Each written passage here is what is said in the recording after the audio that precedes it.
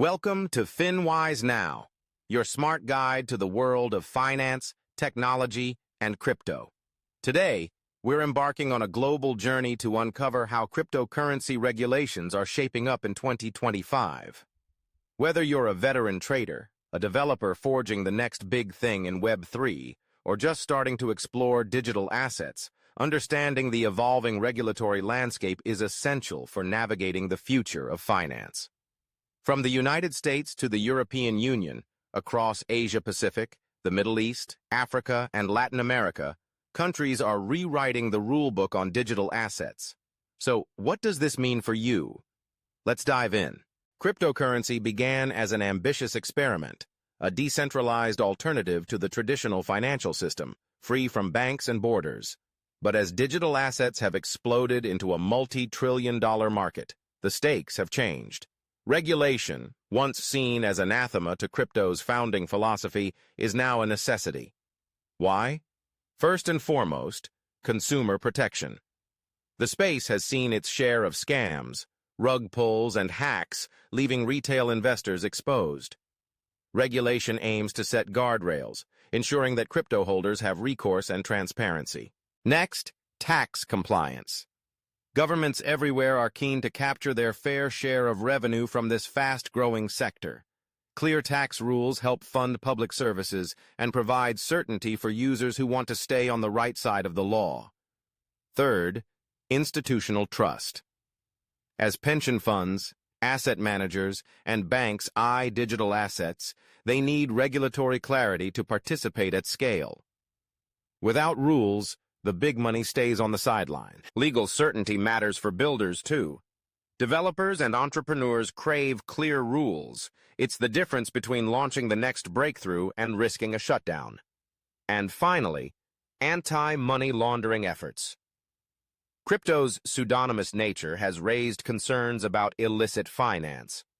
Smart regulation helps authorities crack down on bad actors while supporting innovation for everyone else. In short, regulation isn't just about control. Done right, it's about building a bridge between the creativity of Web3 and the stability of real-world finance.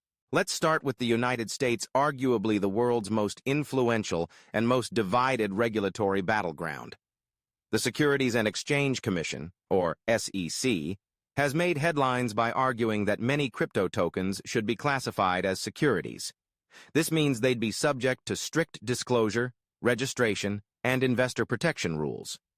Meanwhile, the Commodity Futures Trading Commission, or CFTC, takes the view that Bitcoin and Ethereum are commodities, putting them under a different set of regulations. Taxation is another major front. The Internal Revenue Service now requires capital gains reporting for all crypto trades, whether you're selling Bitcoin, swapping tokens, or even using crypto to buy a coffee. In 2025, tax forms feature a dedicated section just for digital assets, making compliance easier to track and harder to ignore. On Capitol Hill, Congress is debating the Responsible Financial Innovation Act. This sweeping bill aims to create a unified framework for crypto, balancing innovation with investor safeguards. At the same time, new stablecoin legislation is in the works, focusing on reserve requirements and audit standards to ensure that dollar-pegged tokens are actually backed by real assets.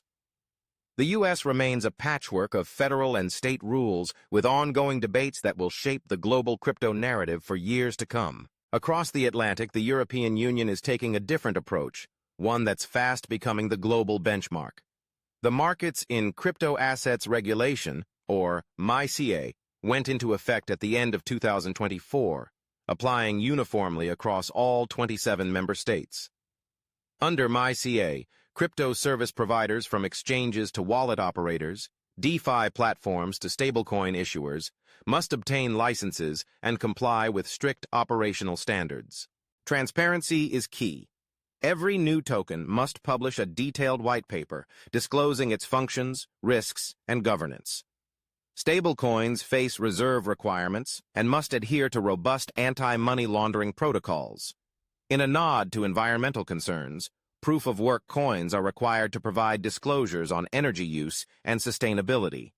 MyCA's comprehensive approach gives users and companies unprecedented legal clarity, making the EU one of the safest places to launch and use digital assets. Now, let's turn to Asia-Pacific, a region as diverse as it is dynamic. China, once a global mining powerhouse, has enforced a strict ban on decentralized crypto trading and mining, focusing instead on launching its own central bank digital currency, the digital yuan, or ECNY. The government's approach is clear: control the rails, eliminate private competition, and promote state-backed innovation. Japan, meanwhile, has taken a more nuanced stance. Regulated by the Financial Services Agency, Japan imposes rigorous rules on custody, requiring exchanges to maintain strict separation between company and customer funds. Stablecoins are allowed under updated legislation, but issuers must comply with detailed disclosure and reserve mandates. South Korea has tightened anti-money laundering rules and now requires exchanges to carry insurance against hacks and theft. Singapore, long a hub for fintech innovation, licenses crypto firms under the Payment Services Act.